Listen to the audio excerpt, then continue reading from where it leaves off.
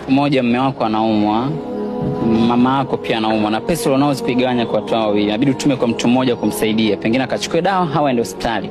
Wewe kama wewe unatuma kwa nani? Swali hili ni very technical sana, kwa sababu ukiangalia watu wote wana umuhimu. Mama ana umuhimu mkubwa sana kwangu, na mume wangu ana umuhimu mkubwa sana kwangu. Wewe unatuma kwa nani?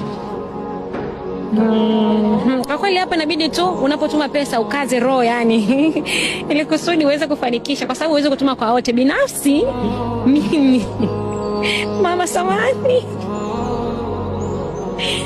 nitaituma kwa mume wangu. Mume wako? Ni kwa nini unatuma kwa mume wako na achana na mama?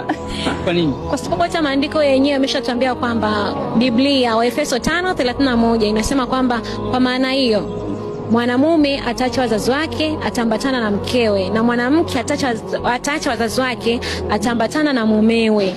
Hivyo basi wote hawa wawili watafanyika kuwa mwili mmoja. Hiyo ndo sababu ambayo mimi nanifanya hiyo hela niitume kwa mume wangu. Sio kwamba mama simpendi, nampenda sana, lakini Daise. So, ujasiri unatolea wapi wewe?